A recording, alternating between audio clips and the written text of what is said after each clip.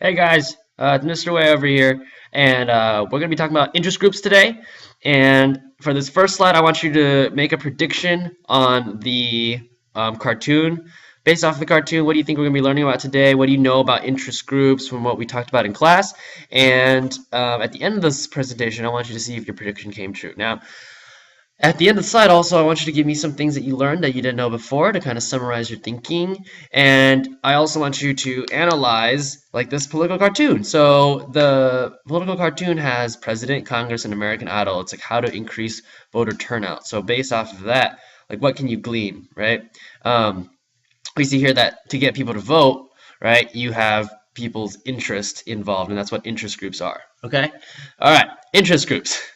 Interest groups want to pass policy, but they don't run their own candidates for office. So they want their own agenda, they want their own thing to go across, right? But they don't have people run for office. That's like a Democrat, Republican. They have a set of things that they want too, but there's a difference. They actually have political candidates that run for office. Now, interest groups just have an interest, okay? They have an interest in something and they want that to go. They don't have people actually running for office for that, okay? Um, Interest groups can access or influence many points and levels of government, which is why they're so important because they can affect a lot of people and say, hey, you should vote for our interests. You should make our interests into realities. You should do this and that. And so they come up to politicians and they make all kinds of differences like that. Now, these are all these different types of interest groups. There are thousands of interest groups in the United States, and they all push into government saying, hey, this is our interest. You should really care about this. You know, it's a bunch of people getting together and saying you should care about this. But do they have a candidate run? No. That is a political party. That's completely different, okay? A political party. They share some similarities, but they're different, okay? In the side next door, I want you to write the difference between a political party and an interest group, okay, in your own words. The Sierra Club. What is this interest group's main goal? The Sierra Club is an environmental club, right? They want to protect, preserve our nature, and they want to protect the trees and the air and the quality of the water and all that stuff. So how does it relate to citizens' lives?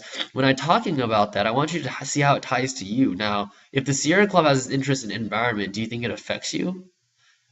Yes? No? Well, yes, it does, because if they're trying to protect the environment, you live in the environment. If they have clean water and clean air and they take care of the ecosystem, of course that comes back and benefits you in some way, right? Like, for instance, if the Sierra Club wanted to protect this random fish, right? And this fish is really, really important to making sure that the bird, this special bird, has enough to eat. That bird is also some food for a larger eagle, right? And that eagle actually spreads the seeds of a particular plant, and that seed spreading of that particular plant allows berries to grow, and the berries allow bears to live. And so, do you see how that ecosystem is really important? So by protecting that little fish, you protect the bear and stuff like that. So it affects us in a lot of ways. Like, we want bears, we want fish, we want birds in our lives, and if the Sierra Club is there, it helps preserve these things so my children and my babies and their babies can all see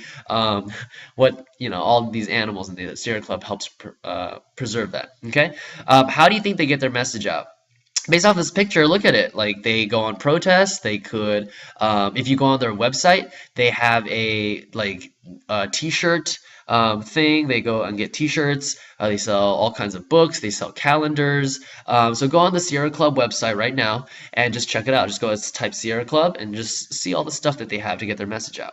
Now, what kind of political parties do you think they will target? And the answer would be probably the Democrats, right? Like, they'll probably target people who care about the environment. Now, the reason why they target specific people is because why would you waste your time talking to people that would not support you? Like, they hate the environment. They like, I want to drive my Hummer. I don't care who dies or who gets hurt or whatever or what pollution it causes. I don't believe in that global warming stuff. So I'm going to drive my Hummer. Why would the Sierra Club waste their time talking to someone who wants to just focus on their Hummer, right? They're going to be spending their time on people that are interested and will fight for their group. So they'll go and look at, oh, okay, you are really good at you really are interested in the environment, so let's talk to you and maybe we'll get you activated and active in government and help fight for us, right? Or they'll also look at the people in the middle who just don't really know whether they care or not, and they'll get those people to care. So that's who they're going to target. Okay. United Auto Workers is the same thing. It says auto workers, but that's misleading. It's like a labor union, a really giant labor union that protects people's rights when they work. So how many hours they can work, the working conditions, the wages that they can get paid. Go ahead and go on their website and check out what they do. Right? How does it relate to citizens' lives? Well, clearly it relates to us because of work, right? All of us are going to work eventually for some money. It is our personal responsibility, right? So if they are here fighting for workers' rights, of course it affects the citizens' lives, like your lives, okay? How do they get their message out? Well, look at them. They're protesting. They're on strike, okay? They generally will go towards what kinds of people? What do you think? Right? People who work, mechanics, you'll have teachers, you'll have all kinds of different groups like that that will want to work with UAW, okay? The ACLU is a really, really big interest group, and it's a humongous choice, all right, to work with them and to see what they're all about, because it's like they're in charge of like a really, really big, broad topic. Now they protect civil liberties, okay, and that means like really, really giving into the Constitution, really getting into like the First Amendment with your free rights and your free speech, free religion, freedom of press and all that stuff. So that's their main goal, is to protect civil liberties of everyone. Okay, so they protect prisoners, they protect homosexuals, they protect people who are marginalized in the past, like blacks and women.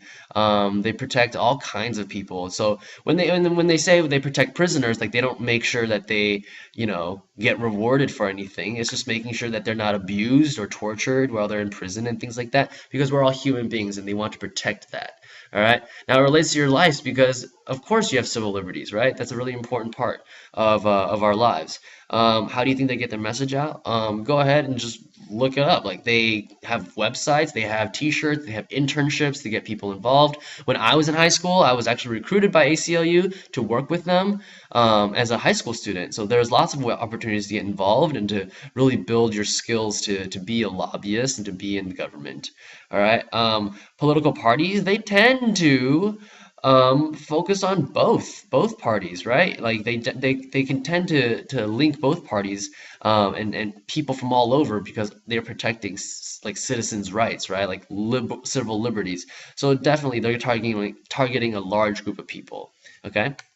All right, American Association of Retired People, the AARP. This interest group's main goal is to protect like old people, right? When old people get old, they will start falling apart. They need a lot more medicine. So the AARP, if you join it, is it offers you like benefits, like Medicare. They offer you discounts on your medicine. They offer you like vacation packages and discounts on all these things that old people, retired people would like to do, like going on vacation.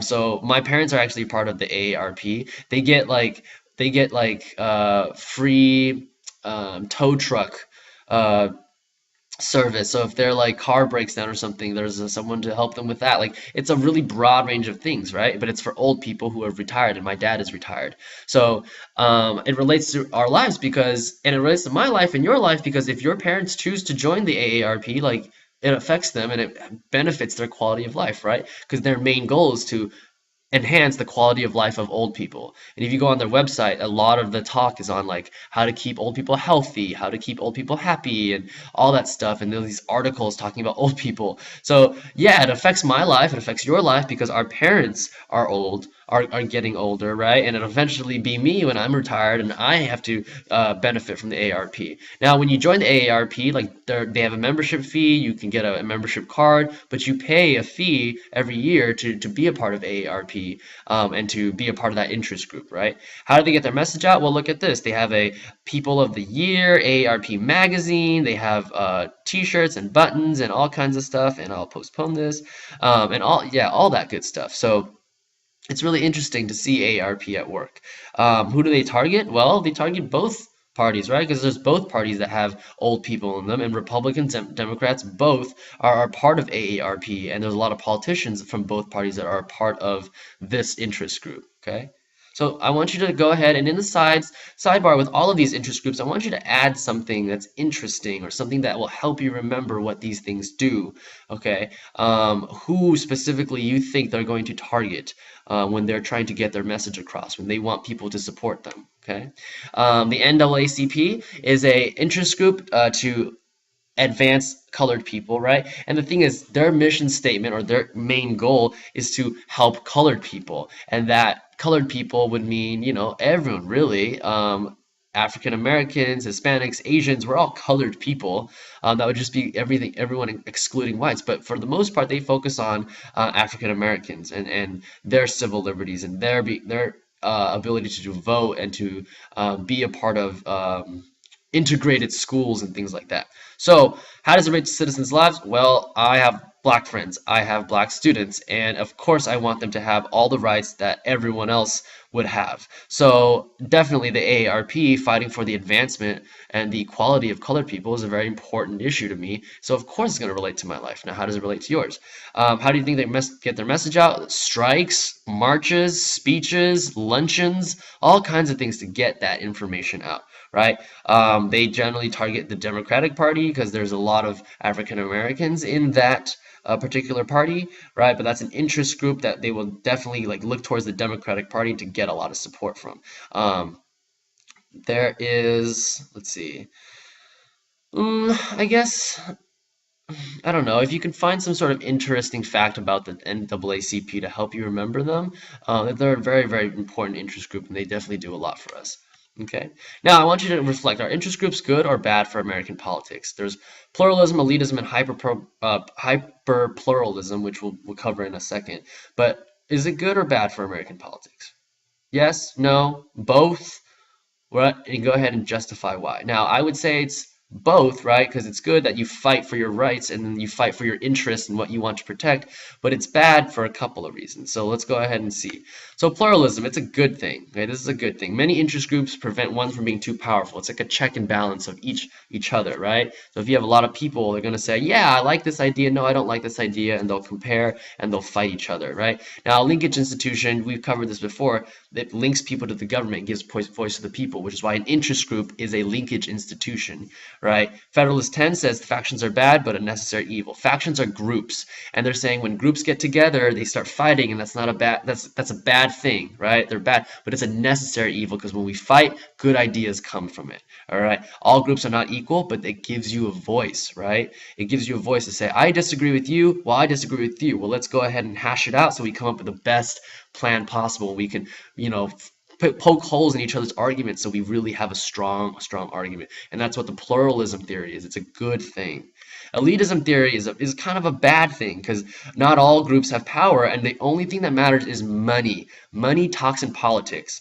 Everything is about money. So most interest groups have no power because they don't have as much money. If they say, hey, why don't you come and support us? I would really like your vote. I would really like congresswoman or whatever. I would really like your vote. So they'll take you to a dinner and they'll offer you like a really fancy dinner. Now, an interest group with not as much money can't take you to a fancy dinner as much. So you're going to obviously you're going to be more inclined to take the really fancy dinner, the more expensive one. So there you go. Like that's a kind of example of where you get your power, because power is all about using money, and people like money. And when you have their support and you have their vote and you have their fight, right? They'll fight for you because of that money. You have a lot of power. So it's only interest groups that deal with businesses that generally have that power because they have all the money.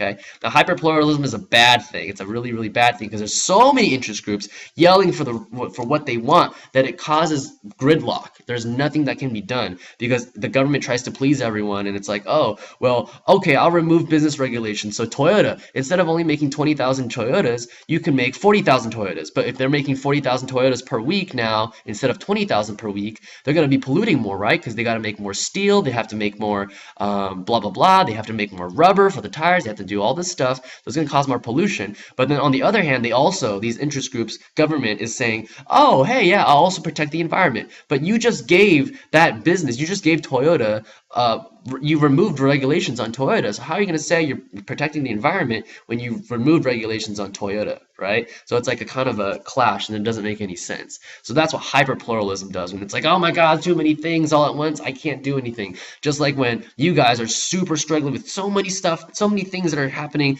social life, family problems, or whatever.